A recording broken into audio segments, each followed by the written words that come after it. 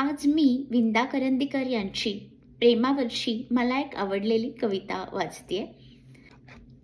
प्रेमावर कविता करायला प्रेमावर कविता करायला कुणावर तरी प्रेम करावे लागते.